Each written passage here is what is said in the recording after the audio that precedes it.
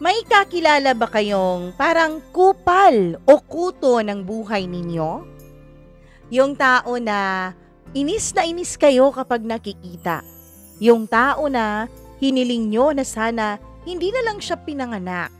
Dahil parang ang misyon niya sa buhay ay buwisitin at sirain ang iyong araw? Ating pakinggan ang isang nakakatawa at nakakatuwang kwento na handog ko sa inyo sa araw na to. Kaya sit back lang kayo dyan, relax and enjoy this palabas aka kwento natin for today's video. Dito lamang sa Dear Mama Mia.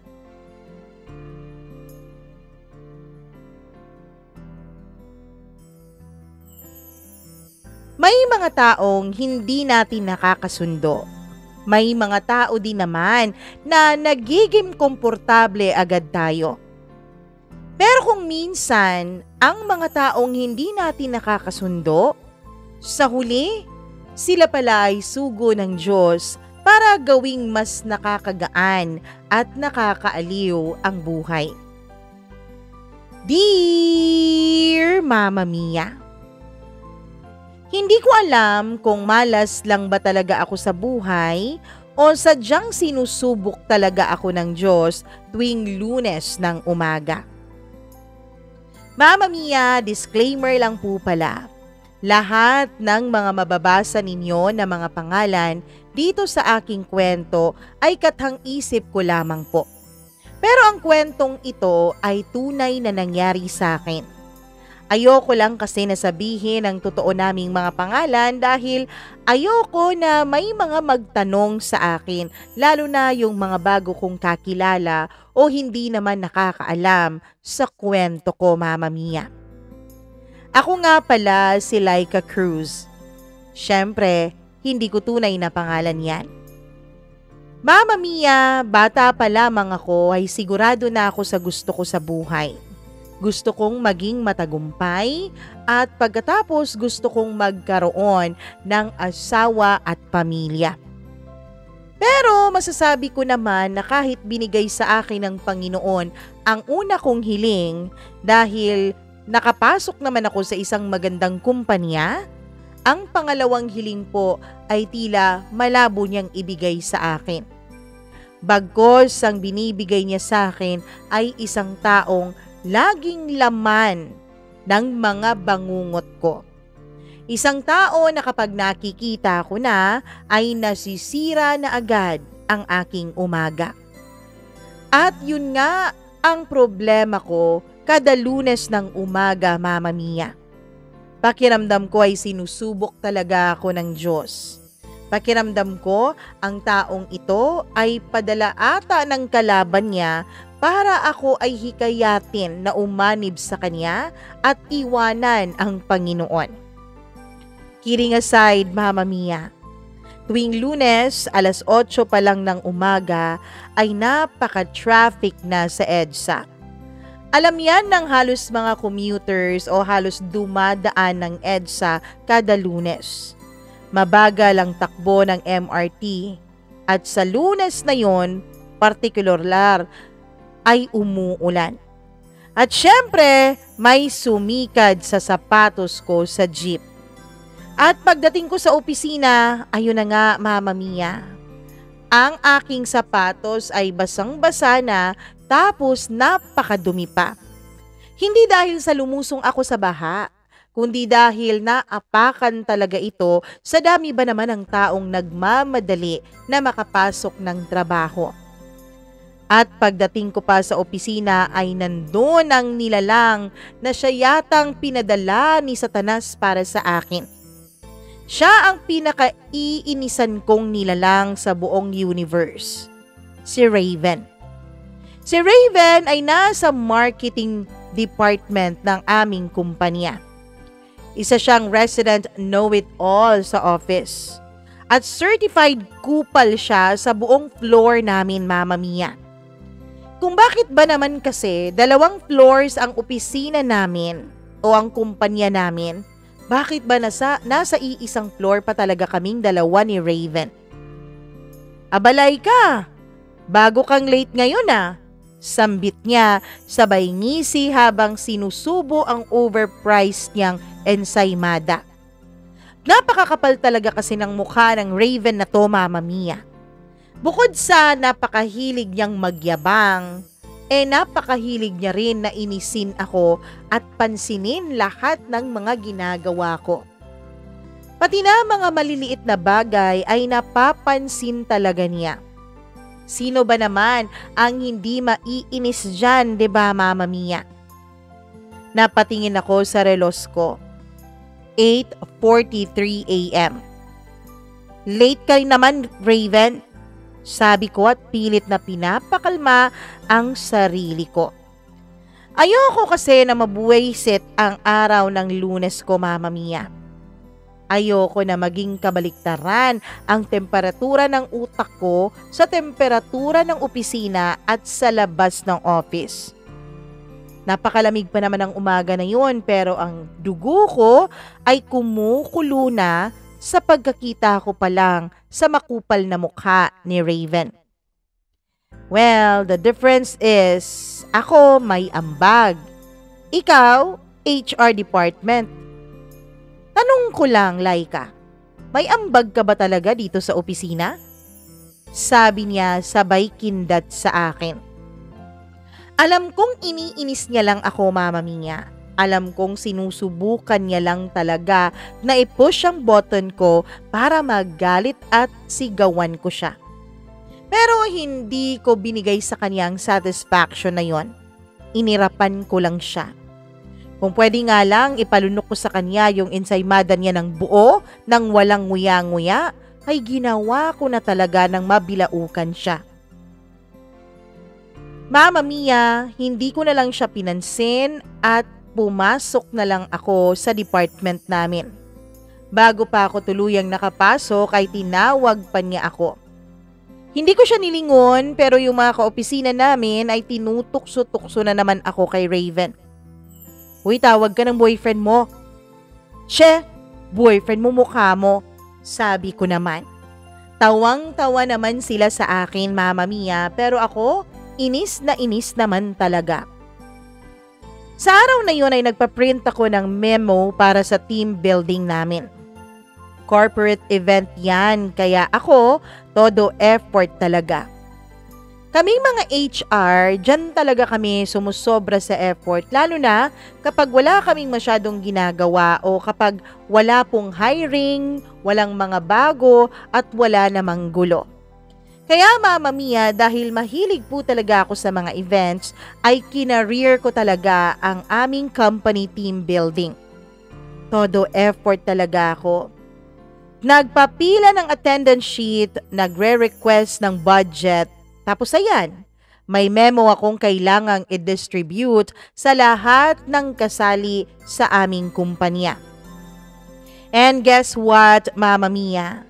Kung hindi ba naman kasi talaga napakamapaglaro ng tadhana o di kaya pinagtitripan lang talaga kami ng aming mga kaopisina, inassign pa talaga si Raven bilang co-lead ko sa event na yon. Ibig sabihin, kaming dalawa ang mangunguna sa pag-organize ng event. Pati na rin sa kung anong mga activities at lahat-lahat na tungkol dito. Inis na inis ako noon, Mama Mia, nung malaman ko na si Raven pala ang co-lead ko. Sa dinami-dami ba naman ng tao na pwede kong makasama, siya pa talaga ang binigay sa akin ng kumpanya. Nakakainis, di ba? Nakakagalit sa totoo lang. Ako, siya, magkakasama. Isang linggo, Mama Mia, at sa Batangas pa talaga. Napakaganda ng lugar pero napakapangit naman ng kasama ko. Inis na inis ako noon at pumunta pa talaga ako sa boss namin at tinanong kung hindi ba pwede na magpalit na lang kami ng kasama ko. Sir, sige na please, sa susunod na event na lang ako mag-lead. Pwede bang si Cheryl muna ngayon? Laika, tapos na si Cheryl 2 years ago. Sige na sir, please. Ano kasi, may gagawin kasi ako sa bahay. Ano bang may gagawin? 'Di ba last month ka pang excited para sa event na yan? Huwag mong sabihin dahil kay Raven. Don't tell me, Laika, hindi mo kayang makipagtrabaho sa kanya ng maayos. Hindi ba sabi mo dun sa resume mo, flexible ka? O, pakita mo ngayon ang pagiging flexible mo. Work with your nemesis. Mama Mia, inis na inis talaga ako kay Raven nung mga panahon na yun. Hindi ko alam kung mas maiinis ba ako sa mga boss ko na tila ba pinagtitripan talaga kaming dalawa. Nung makalabas ako sa opisina ng boss namin ay sakto pang andun si Raven. Uy! Team lead! Pareho pala tayo ha. Galingan natin. Pakita natin sa kanila na magaling kapag tayo ang nagsama. Che, umalis ka nga dyan sa dinadaanan ko. Nakakainis yung mukha mo. Uy, naiinis ka pala sa gwapo. Sorry ikaw lang yata ang may ayaw dito sa mukha ko. Diba girls? Sabi pa niya sabay lingon sa iba naming mga kaopisina na sumang-ayon naman sa kanya para lalo akong inisin. Nako Laika, mukha talagang magkakatuluyan kayong dalawa ni Raven yan. Pareho pa naman kayong single ngayon. Wala akong pakialam kahit siya na ang matirang lalaki sa buong mundo. Hindi ako papatol dyan. Excuse me.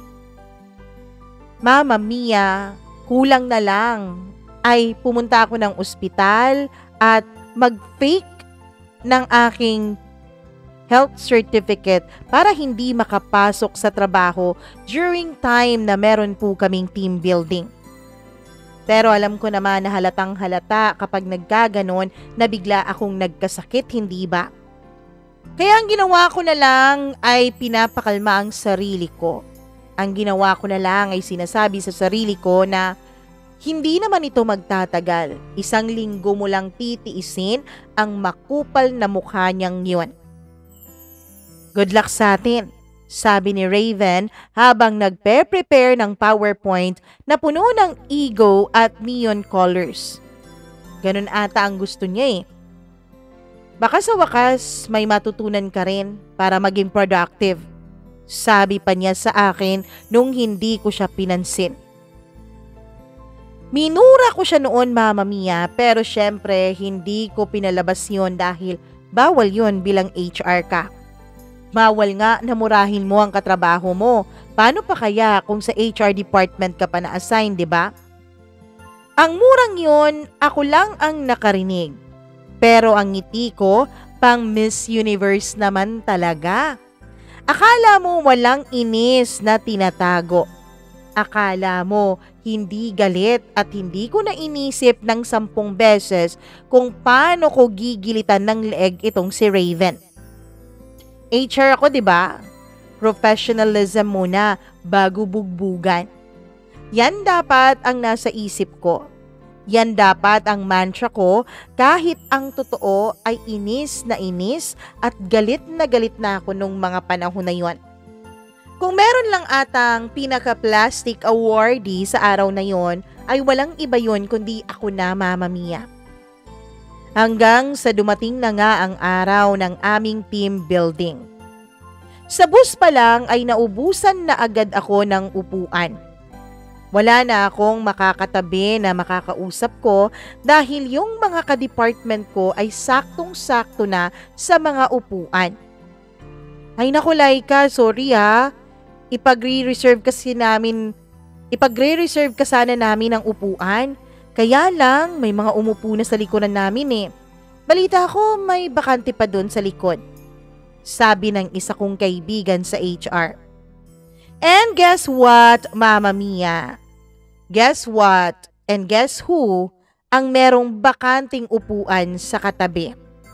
Ewan ko, sinadya ata yun ang mga kasamahan namin Sino pa ba? Kundi si Raven lang. Punuan na nung mga panahon na yon. Meron namang may bakante kaya lang meron na raw nakaupo doon na kanilang pinaka-close sa opisina. Of course, wala akong choice noon, Mama Mia. Ako na lang. Dito ka na lang para hindi katabihan ng random. Sabi niya habang may laman-laman pang chicken skin ang kanyang bibig nung nakita niya akong naghahanap ng mauupuan. Kahit ako pa yung worst case scenario, kesa naman tumayo ka dyan hanggang Batangas, di ba? Umupo ka na lang. Huwag ka nang mainis. Tiisin mo na lang ako. Hindi lang naman ikaw magtitiis, titiisin rin naman kita. Sabi pa niya, sabay tawanan at kantsawan pa nung iba naming mga kasamahan. Ewan ko talaga, Mama Mia. Pakiramdam ko nung mga panahon na yon pinagkakaisahan ako eh. Wala na lang akong nasabi kasi totoo naman, Mama Mia. Siya nga yung worst na pwede kong makatabi, pero mas worst din naman siguro kung nakatayo lang ako hanggang umabot kami ng Batangas. Wala naman kasing bababa doon dahil iisang kumpanya lang ang nasa loob ng bus na yon. Mama Mia, ayoko na ring tumayo dahil pagod na pagod pa ako sa kaka-prepare ng mga prizes at games nung nakaraang gabi.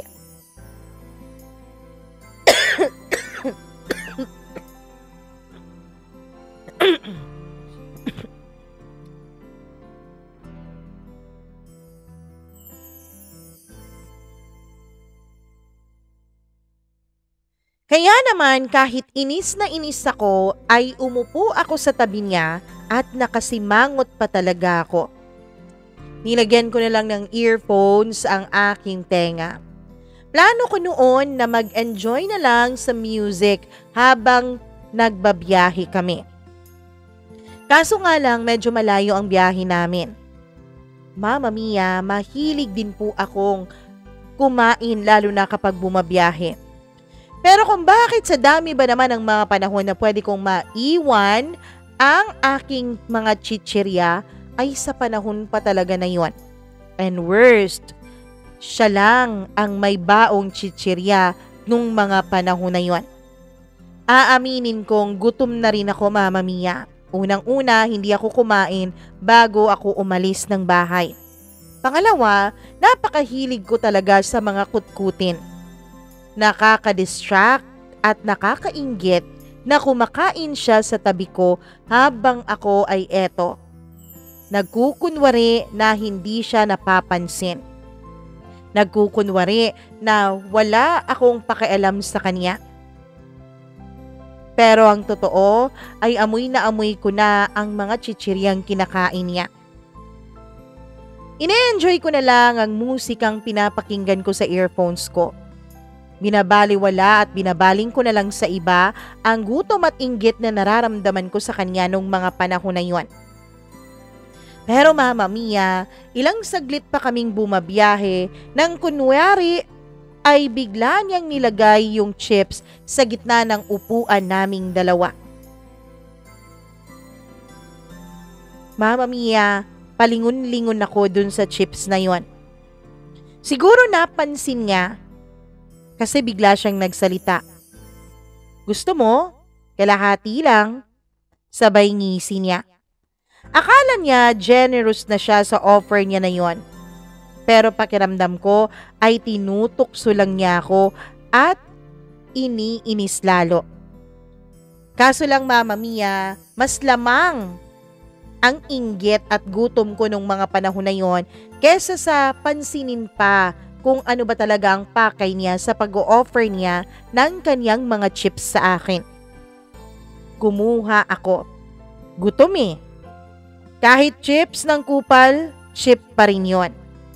Kahit chichirya galing sa kanya, kahit na nakakainis siya, chichirya pa rin yon. Panglaman tiyan pa rin yon. Kaya naman kinuha ko na nung binigay na niya sa akin yung balot. Hindi naman niya ako ininis, Mama Mia, habang kumakain ako. Kaya nakakain rin ako ng matiwasay. Nakarating kami sa Batangas ng ligtas at maaliwalas ang panahon. Tuwang-tuwa ang lahat sa pinili naming resort ni Raven. Ang totoo, si Raven talaga ang pumili sa resort na yon. Medyo nainis pa nga ako sa kanya dahil hindi yon ang first choice ko. Kaya lang pinaglaban niya talaga, tapos ang kupal ay he went behind my back pagkatapos ay binook na yung resort na yon.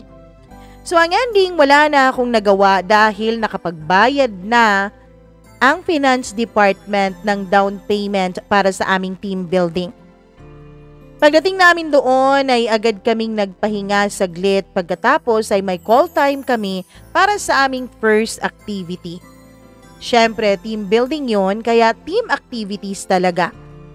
Ang first activity ay trust fall. Guess kung sino yung inassign na kapartner ko. Talaga namang iniinis talaga ako ng buong opisina namin. Dahil sa dinami-dami nila, si Raven pa talaga ang pinartner sa akin. Inis na inis ako nung mga panahon na yon, Mama Mia. Trust me, aniya habang bukas ang bisig niya. Talaga bang maniniwala at magtitiwala ako sa'yo? Well, nasa sa'yo yan. It's either you trust me or ma-fall ka sa semento. Napakagat ako ng labi ko. Gusto kong sabihin na mas gugustuhin kong sa impyerno na lang ma-fall kesa sa mga bisig niya. Pero ayoko namang mapahiya sa harap ng team. Ayoko namang isipin ng iba na hindi ko kayang maging professional at hindi ko kayang makipagtrabaho ng maayos sa taong kinaiinisan ko. So tumalon ako, Mama Mia. And yes, hindi naman niya ako pinahiya. Sinalo naman niya ako pero with matching pang-iinis pa talaga. Ang bigat-bigat mo pala, no? Sabi niya ng pabulong tapos ngumingisi pa na para bang nanalo siya sa akin. Inirapan ko na lang siya pero hindi ko na lang siya sinagot. Alam kong magiging mahaba ang mga araw namin doon sa Batangas, lalo na kung ganito lagi. Kung si Raven lagi ang ipapartner nila sa akin.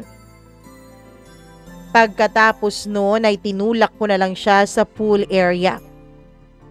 Hindi ko napigilan ng sarili ko, Mama Mia, nung binulungan niya ulit ako.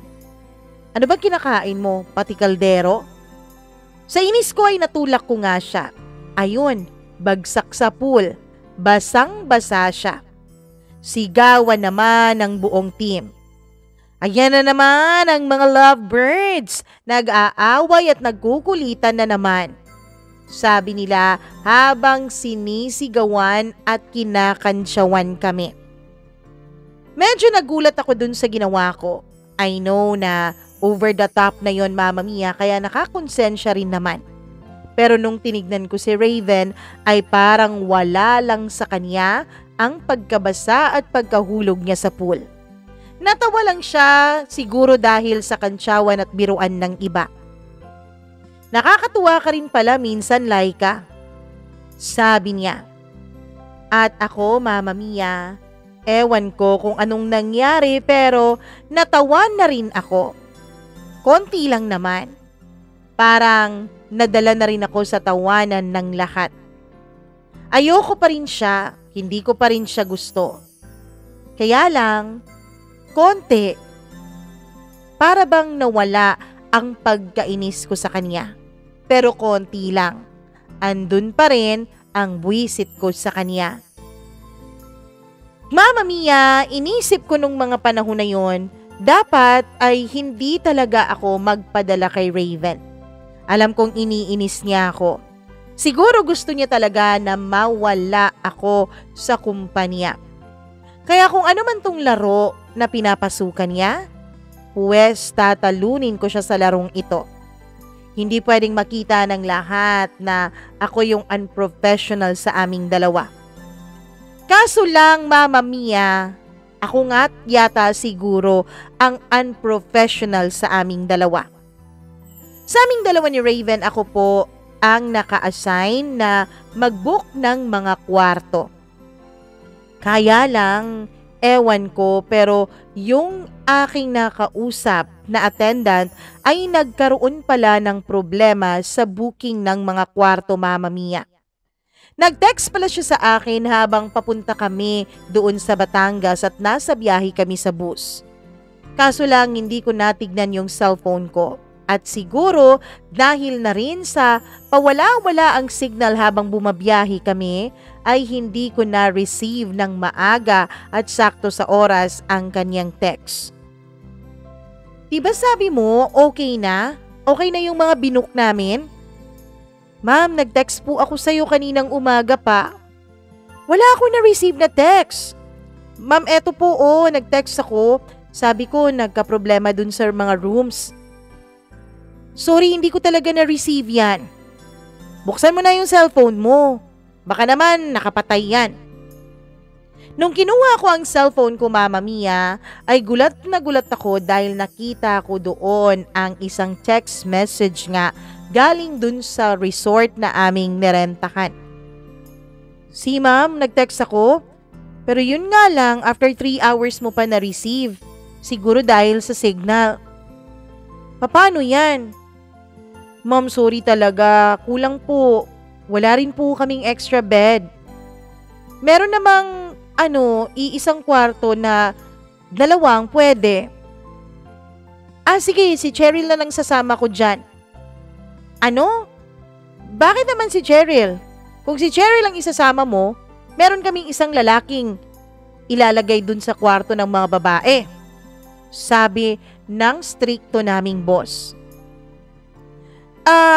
Ano na lang sir? Hindi, ganito na lang. Total, yung isang room na sinasabi mo miss, good for 2 lang? Yes po. Since kayong 2 ang team lead, since hindi nyo ito inayos ng mabuti, kayong dalawa dapat ang nag-aayos nito eh. Kayong 2 na lang ang magsakripisyo. Kayong 2 na lang dun sa room na sinasabi nilang standard good for 2. Nung marinig yun ng mga kasamahan namin ay nakita ko po ang mga mukha nila na para bang pinipigilan nilang kiligin. Takot din kasi kami dun sa boss namin na yun, Mama Mia, dahil napaka-stricto talaga. Pero sir, sabi ko, ay wala nang pero. Kayo ang nagkamali. Kayong 2 dapat ang managot.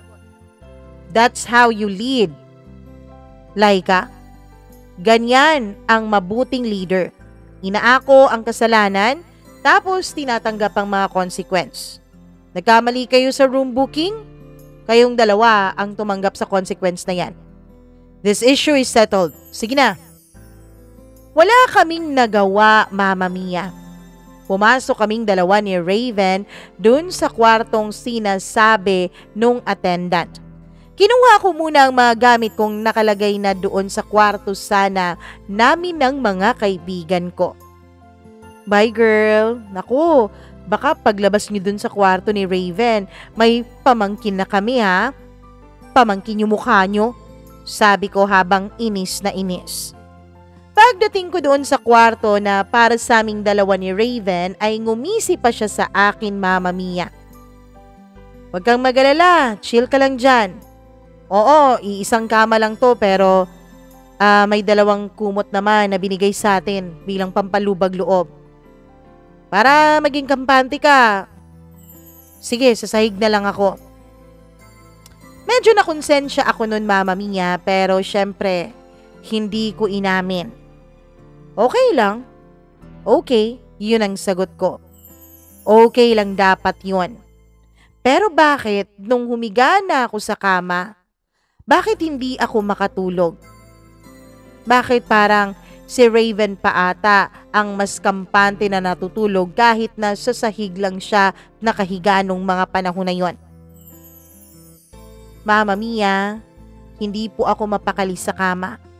Galaw ako ng galaw dahil hindi talaga ako makatulog. Siguro dahil sa lakas ng kanyang hilik? O dahil sa medyo mainit din yung kwarto? O dahil bakit ang gwapo niya sa dilim ng dim light? Oo, Mama Mia. Hindi ko po napigilan ang sarili kong pagmasdan si Raven habang tulog na tulog siya sa ibaba ng kama. At nakita kong parang gwapo pala siya at hindi pala siya nakakainis kung hindi nakabuka ang kanyang bibig. Hindi dapat to, Laika. Hindi ka dapat kinikilig. No, hindi naman kilig to, 'di ba? Galit pa rin ako sa kanya, 'di ba? Mama Mia, kahit na gustong-gusto ko nang sabihin kay Raven na umalis siya doon sa sahig dahil baka magkasakit siya, ay pinigilan pa rin ako noon ng pride ko. Siyempre, mas nauuna pa rin ang pride ko kaysa sa kilig na aking dinadamdam nung mga panahon na yon. Nagpatuloy ang activity. Hindi na rin naman kami ininis ng aming mga kasamahan. Siguro ay pinagsabihan sila nung strikto naming boss. 3 kasi ang mga bosses na kasama namin doon, Mama Mia. Naging matiwasay ang pag-conduct ng mga sumunod na mga activities. Pero Mama Mia, ang hindi ko malaman ay bakit parang kung kailan ayos na ang lahat, ang sarili ko naman ang hindi ko maintindihan. Sa mga gabi kasi na magkasama kami ni Raven sa kwarto ay hindi ko po maipagkakailang may mga pagkakataong pinagmamasdan ko po ang mukha niya habang natutulog. May mga pagkakataon na napapanaginipan ko na siya kahit nasa iisang kwarto lang kaming dalawa. At Mama Mia, ang hindi ko rin alam ay kung bakit nung pabalik na kami ng Maynila ay napansin ko na iba na rin ang tingin sa kanya ng mga kasamahan namin sa opisina. Dati-rati, ang tingin nila kay Raven ay maloko. Ang tingin nila kay Raven ay epal o kupal din, kagaya ng tingin ko sa kanya. Pero bakit parang nag-iba pagkagaling namin dun sa team building na yon kung saan ay magka-co-lead kaming dalawa? Parang suddenly si Raven ay hindi na lang epal. Parang may dating na rin siya. Hindi ko alam, Mama Mia, pero napansin ko na hindi na rin siya iniinis ng iba naming mga kasamahan. Lalong-lalo na yung mga girls ay parang may respeto na rin kung makitungo sa kanya. Napapansin ko rin, Mama Mia, na parang nagiging gentleman paunti-unti itong si Raven. Ako lang ba yung nakakapansin ng pagiging gentleman niya ng konti? Ako lang ba ang nakakita na parang nawala na ang kakupalan ni Raven? Lumapit siya sa akin habang nasa pantry ako. Nasa opisina na kami nitong mga panahon na to at nagtatrabaho na. May date ako mamaya, sabi niya. Alam kong ako ang sinabihan niya noon dahil kaming dalawa lang naman ang nasa pantry sa mga panahon na ito. Okay, tugon ko. Okay, bakit parang disappointed ka? Sabi niya sa akin. Hindi ko alam kung tinutukso o iniinis ba niya ulit ako. Hindi ako disappointed, no? Sabi ko. Gusto mo bang samahan mo na lang ako? Napakunot ang noo ko, Mama Mia. At bakit kailangan mo pa akong idamay dyan sa date mo? Mag-date ka nga mag-isa mo. Samahan mo na lang ako. Raven, akala ko ba may date ka? Bakit kailangan mo akong isama? Ikaw nga kasi yun. Mama Mia, halos mailuwa ko noon ang kapeng iniinom ko. Hindi ko napaghandaan ang mga sumunod niyang sinabi. Ewan ko, Mama Mia. Pero hindi ko na lang siya pinansin. Tumalikod na lang ako at sinabi kong wag niya akong idamay sa kung anumang kalokohan na naiisip niya. Uy, hindi to kalokohan. Promise, totoo to. Totoo mong mukha mo, Raven. Diyan ka na nga. Sabi ko habang inis na inis pa rin sa kanya. Nagtrabaho na lang ako at hindi ko na lang siya pinansin. Nakikita ko pa siyang pasulyap-sulyap sa akin at kapag nagkatagpo ang aming mga paningin ay ngumingisi siya na para bang nababaliw na.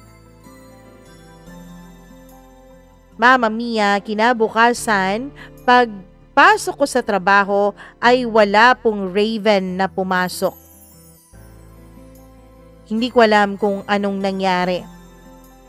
May date nga ba siya kagabi? Baka masyado siya nag-enjoy sa date niya, kaya hindi siya pumasok. Hindi naman ako late sa araw na yon, kaya naisip ko na baka late lang. Pero dumaan ang ilang oras ay hindi pa rin nagpapakita si Raven. Absent nga siguro. Hindi ko rin itinanong yon sa kanyang direct supervisor dahil baka kung ano na ang isipin nila. Tsaka na lang ako magtatanong kung aabutin pa ng 3 araw na hindi siya makakapasok. Yun kasi ang trabaho ng HR, di ba? Pero syempre, Mama Mia, ayoko naman na umabot ng 3 araw. Nagulat nga ako sa sarili ko. Dati-rati naiinis ako kapag pumapasok ako sa opisina at nakikita ko ang mukha niya. Pero bakit ngayon? Bakit ngayong hindi ko na nakikita ang mukha niya? Bakit parang namimiss ko yung ingay ni Raven? Ewan ko. Nasanay na kasi ako sa kupal niyang bunganga. Nasanay na kasi ako na iniinis niya ako tuwing umaga. Tahimik ang araw ko noon. Tahimik na dumaan at nagtrabaho lang ako pero yung isip ko ay lumilipad na at hinahanap na si Raven. Medyo matamlay pa nga ako nang umuwi ako pagkatapos ng trabaho. Tinanong pa ako ng mga kapatid ko kung bakit parang iba ang aura ko sa araw na yon. Anong iba? Oo nga ate, parang iba ka ngayon. May problema ka ba? Parang malungkot ka. Hindi May problema ka ata sa trabaho. Hindi rin. Baka sa love life. Mas lalong hindi. Diyan na nga kayo. Pinagkakaisa niyo ako Sabi ko at pumasok na ako sa loob ng kwarto ko. Pagkapasok ko sa loob ay tinignan ko ang sarili ko sa salamin. Iba nga ba talaga ako sa araw na to? Iba nga ba ako na hindi ko nakita si Raven? Hindi. Dapat hindi ko iniisip yon. Sabi ko sa sarili ko. Pinilit ko ang sarili kong makatulog pero hindi ako nakatulog ng maayos. Hindi ako mapakali kung ano ba talagang nangyari kay Raven. Tiningnan ko ang social media accounts niya, Mama Mia, pero wala naman akong nakitang nakapost doon kahit story man lang. Kaya wala rin akong nakuha kung napano siya o kung anong ginawa niya at bakit siya absent. Kinabukasan, Mama Mia, pagpasok ko sa trabaho ay naging matamlay ako. Namamansin naman ako ng mga kasamahan ko pero hindi tulad ng dati.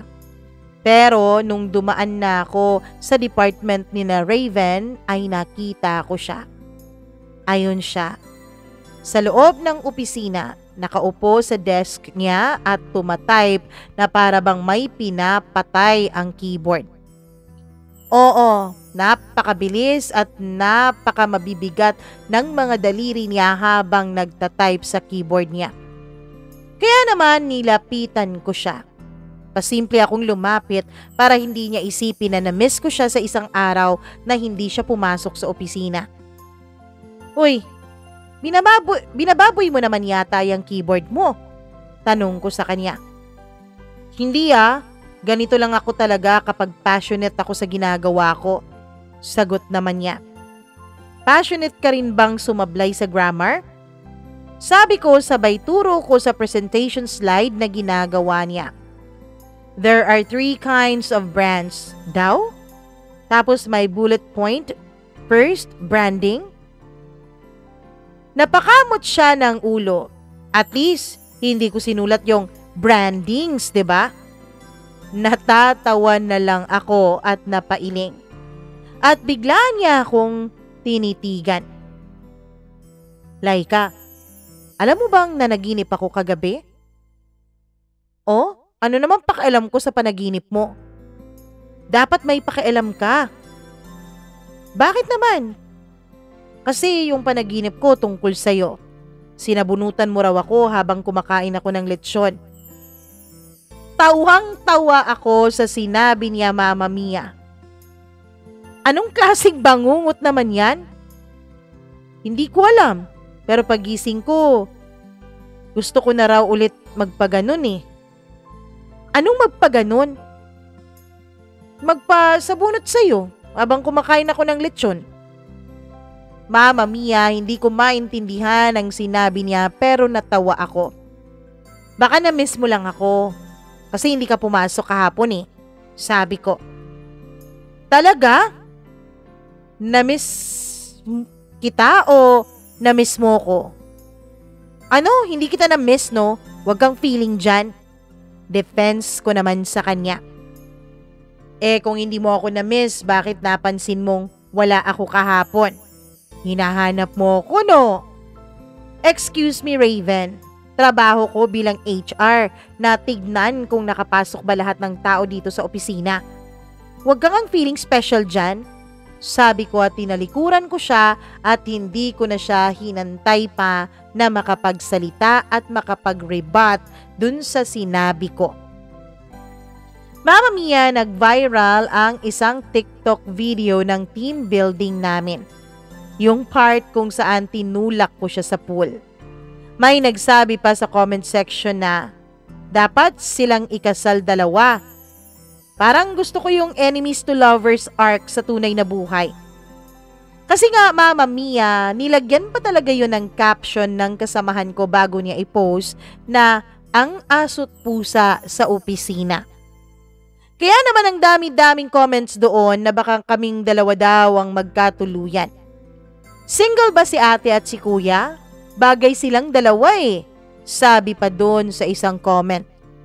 Hindi ko alam pero Mama Mia, I spent the night scrolling down the comments at natatawa naman talaga ako lalo na doon sa mga taong nagro-root talaga na maging magkatuluyan kami ni Raven sa totoong buhay. Aba talaga, sabi ko sa sarili ko. Hindi ko na namamalayan na napapangiti na pala ako habang tinitignan at binabasa ko yung mga komento Mama Mia.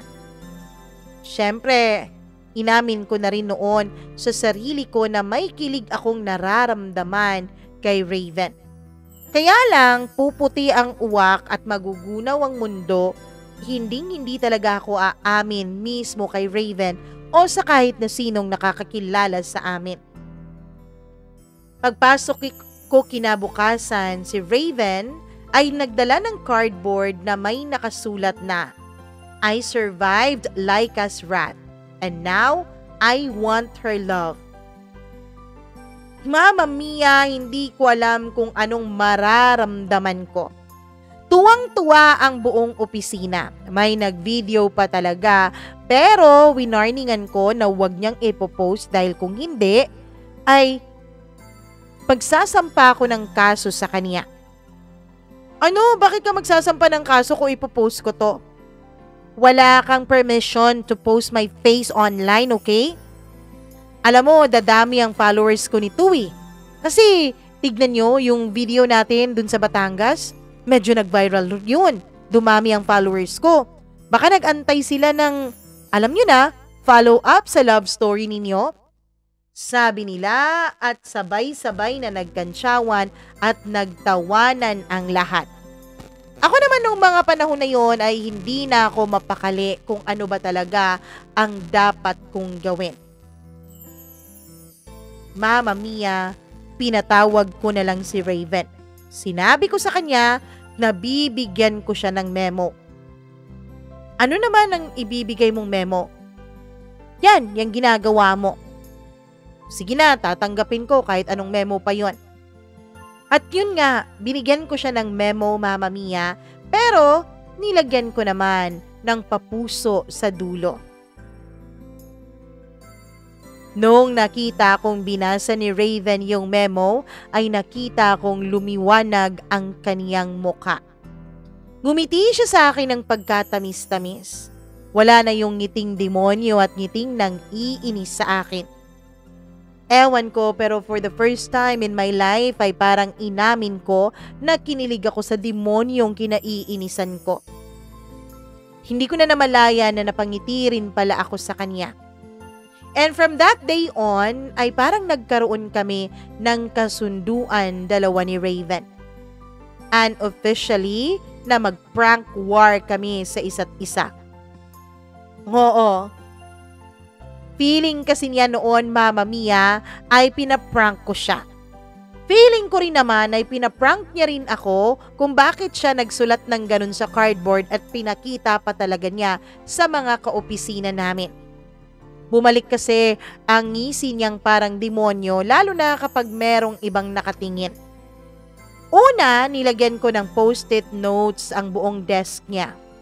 Lahat ay may quotes ni Taylor Swift, mga kanta niya o kung anumang mga sinabi niya sa mga interviews. Siya ang ginawa niya ay pinalitan ang ringtone ng cellphone ko ng sarili niyang boses, Mama Mia. Hi Laika, si Raven to. Ang ganda mo. Tumawag lang ako para sabihin yon. Hindi ko alam kung paano niya nagawa iyon at nakuha pang cellphone ko. Siguro nung may meeting ako kasama ang aking direct supervisor. Naiwan ko kasi sa desk ko yung phone ko. At dahil wala naman akong boyfriend, wala rin naman akong tinatago, ay wala pong password ang cellphone ko. Alam niyo, Mama Mia, kung bakit walang password ang cellphone ko?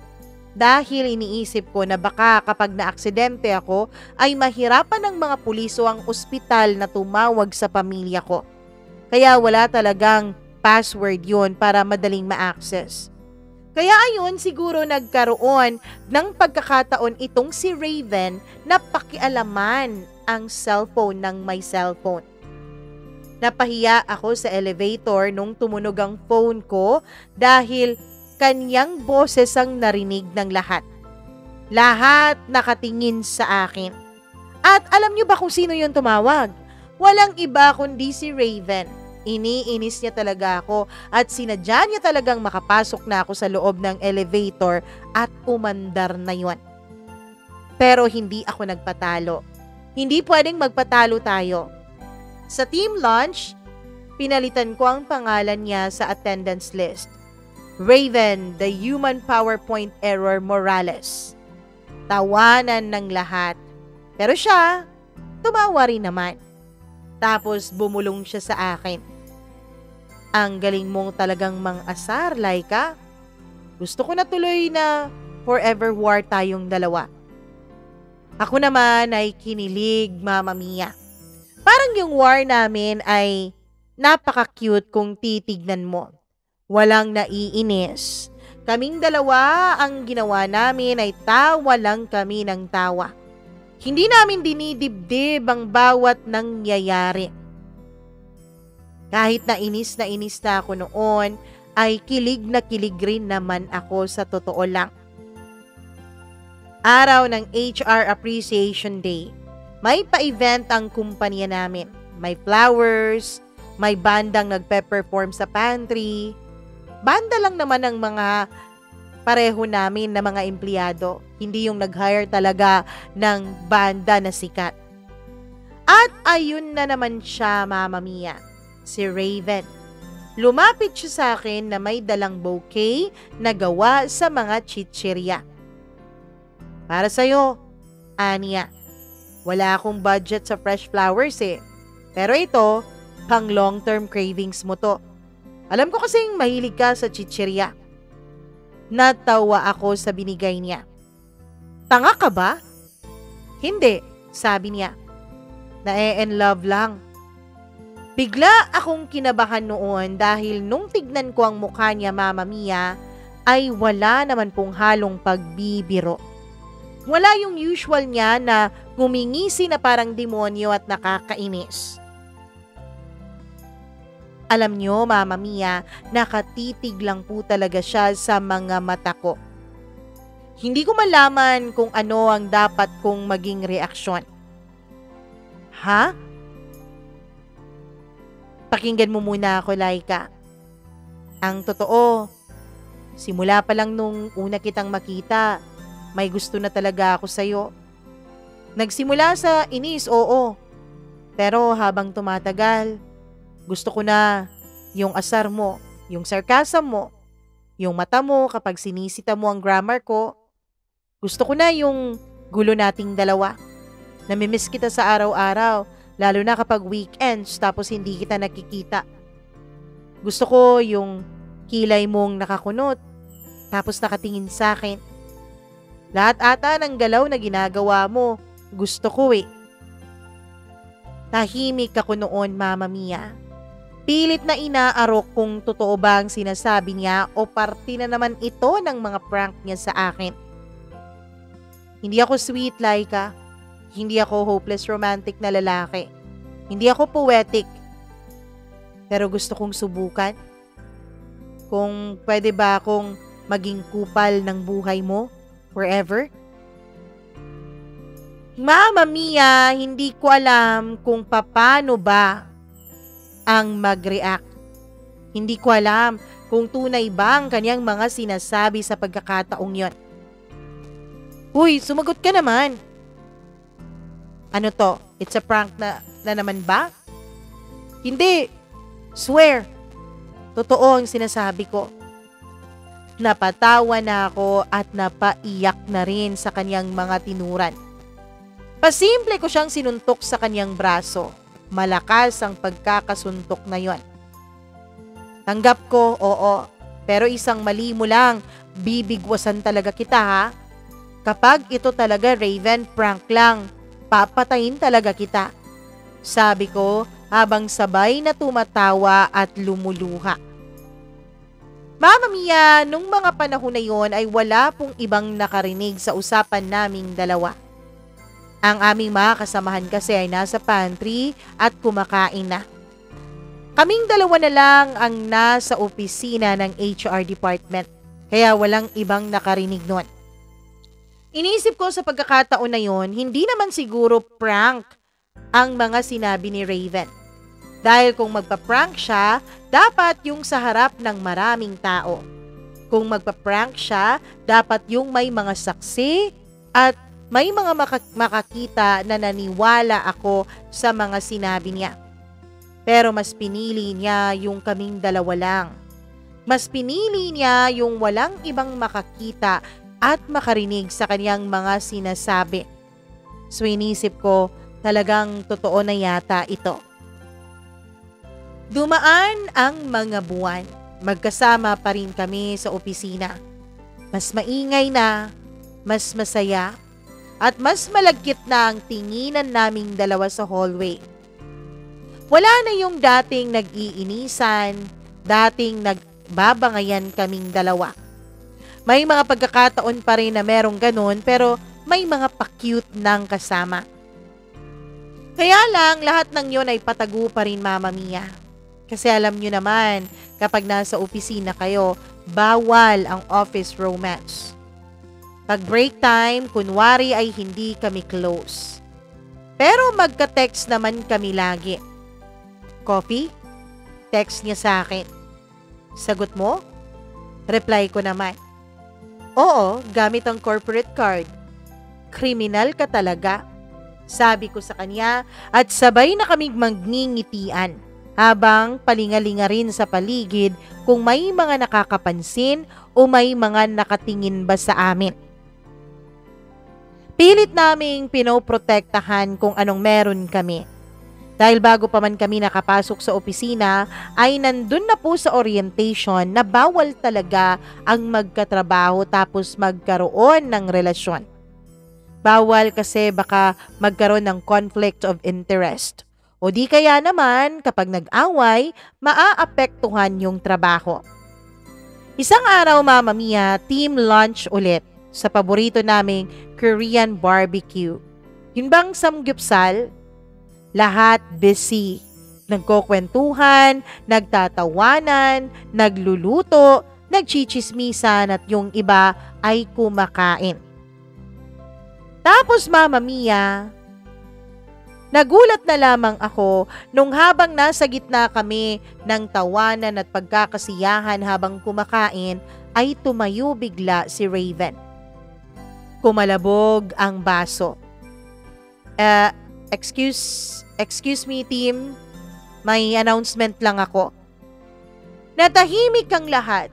Hindi ko rin naman maintindihan, Mama Mia, kung bakit bigla na lang akong kinabahan sa pagkakataon na yon. Ang HR at marketing department matagal nang naglalaban sa lahat, 'di ba? Sa sports fest, sa team building, Christmas party, mula sa games hanggang sa mga performance, magkalaban talaga ang mga departments natin. Kasi nasa dalawang departments natin ang mga pinakamagagaling eh. Pero ngayon mukhang hindi na yata magkakalaban ng HR at marketing. Nanlaki ang mga mata ko at hindi ko maintindihan noon ang kabog ng dibdib ko. Ngayon, magtutulungan na kaming dalawang department. Lalo na bilang magjowa. Ay! Yee! Sabay-sabay na sigaw ng lahat. May naghulog pa talaga ng lettuce sa sahig, Mama Mia, na akala mo ay mga rose petals sa kasal. At ako, hindi ko alam kung ano ang gagawin ko. Biglang lumapit sa akin si Raven. My love, sabi niya sabay abot ng kamay niya sa akin. Wala na rin akong nagawa nung magkantsawan na ang lahat. Halos mabingi ang buong Korean barbecue restaurant noon sa kakasigaw ng mga kasamahan ko. Buti na lang, Mama Mia, at mag-aalas 2 na noon at wala nang masyadong tao. Lahat din naman, pati yung mga crew, ay kinikilig. Inabot ko na ang kamay ni Raven. Kilig na kilig ang lahat. Correction, hindi magjowa, kundi fiancé. Sabi ko, Mama Mia. Gulat na gulat naman si Raven. Tsaka ko sabay na nilabas ang singsing mula sa bulsa ko. Ang totoo ay balak ko na talagang mag-propose kay Raven. Oo, kahit ako yung babae, ay magpo-propose ako. Feminist kasi ako, Mama Mia. Naniniwala ako na lahat ng pwedeng gawin ng lalaki ay pwede ring gawin ng babae. Matagal-tagal nang nasa bulsa ko ang singsing na yon. Plano ko kasi na sa susunod na araw ay dapat magpo-propose ako kay Raven. Nang kaming dalawa lang. Nagulat naman ako at bigla niyang in-announce sa buong kumpanya ang tungkol sa relasyon naming dalawa. Sabi ko sa sarili ko, okay. Kung balak na niyang isiwalat sa lahat, I'll be happy to do it. Lumuhod ako, Mama Mia, at sa harap ng marami ay nag-propose ako kay Raven. Si Raven naman ay tululaway nung mga panahon na yon. Umiiyak rin ang admin namin nung mga panahon na yon, Mama Mia. Iyak sila ng iyak na para bang hindi malaman ang mga nangyayari.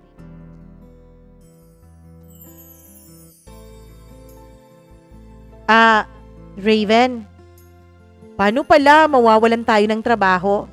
Sabi ko sa kanya nung pabalik na kami ng kumpanya. Pinatawag kami nung striktong boss. Oh, I see. Na-announce mo na pala yung pinaplano mo, Raven. Raven? Sir, anong pinaplano? Tanong ko kay Raven at sa boss namin. Well, nagpaalam si Raven sa amin.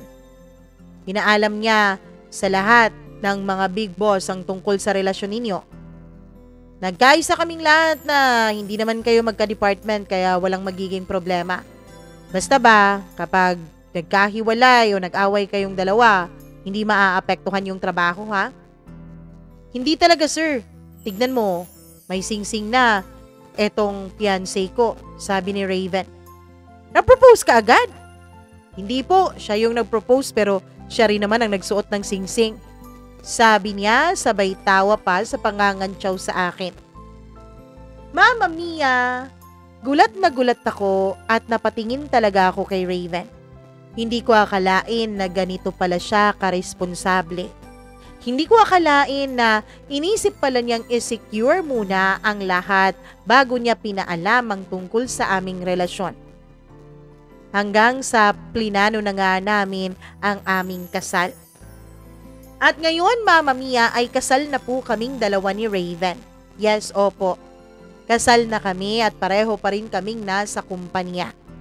Ako ay na-promote na to HR manager, samantalang si Raven naman ay na-promote na rin sa kanyang posisyon sa marketing.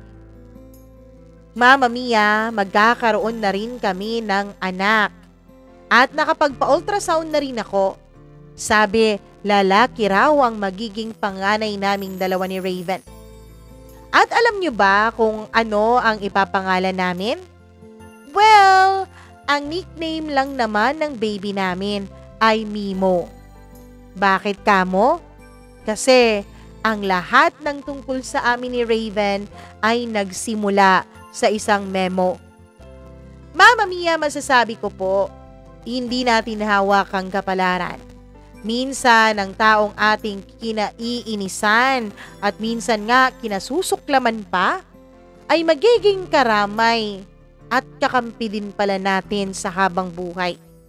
Yun po kasi ang nangyari sa amin ni Raven. Ang dating kinaiinisan kong lalaki ay siya rin palang magiging asawa ko at magiging ama ng mga anak ko. Hanggang dito na lamang po at naway nagustuhan nyo ang kwento naming dalawa ni Raven. Ang lahat ay nagsimula man sa inisan at bangayan, nauwi naman sa pangmatagalang pagmamahalan. Lubos na nagmamahal. Laika.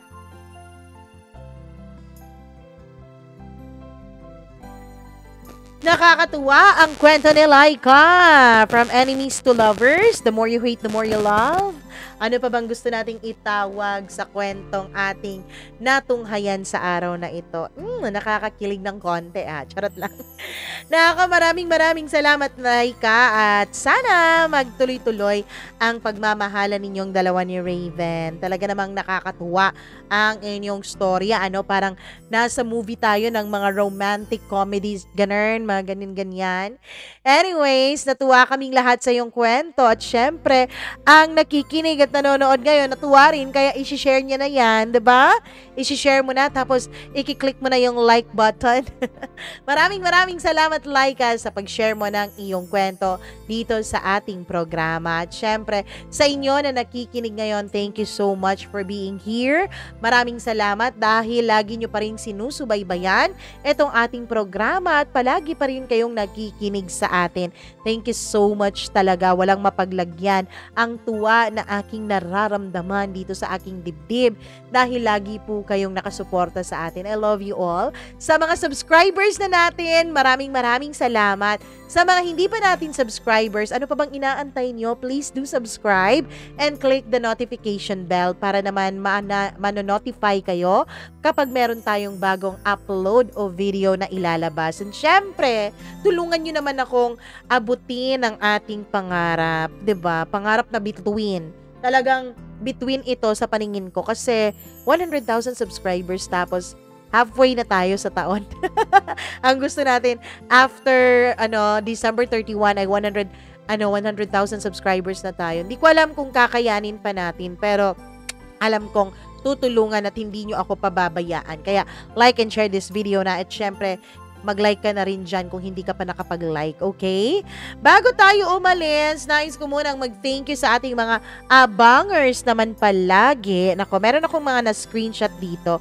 Pasensya na po pala kapag may mga pa-birthday greetings kayo tapos hindi natin nag-greet agad kasi meron po tayong mga advance recording. So, dapat, kapag magpapag-greet kayo ng birthday, mag-comment kayo mga 2 to 3 weeks before the birthday exactly. Para atin pong mabasa at mabati yan. Alam nyo kasi, hindi naman sa pero etong ating programa kasi, ina-advance ko ang recording dahil baka bigla akong na-busy gaya dati, hindi ako nakakapag-record. So, sayang naman, charot. Hello ako kay Raquel Silao. Maraming salamat na naubos niya na raw ang ating mga kwento sa kakabasa. Nancy Helton, maraming salamat po at tayo ay kanyang gamot kapag umaatake ang kanyang anxiety. Thank you so much sa inyo. Hay ako kay Menzi Bahinting, kay Ella Bakuli, kay Viva OFW, kay Divina de la Peña, maraming salamat. Josevina Alcura Ukit, thank you very much sa inyong walang sawang pagmamahal at pagsuporta dito sa channel natin. Ailis Yokom, greetings all the way from Cebu.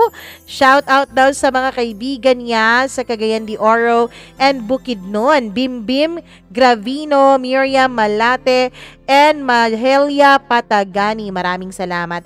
Hi rin ako kay Agnes Nidoy. Thank you very much sa inyong pakikinig at panonood nitong ating program. Huwag na nating patagalin pa ito. Tapusin na natin dahil alam kong may gagawin pa kayo. Thank you very much for being here. Kapag meron kayong sariling kwento, do not hesitate to send that to us. Share that. Email. Ayan, mamamia.cdo0317@gmail.com. Yung unang M, ano po yan ha? Small letter po. Wala tayong capital letter. Sa pagkasulat lang yan. mamamia.cdo0317@gmail.com. Thank you so much. Bye-bye. I love you. Mwah, mwah, mwah.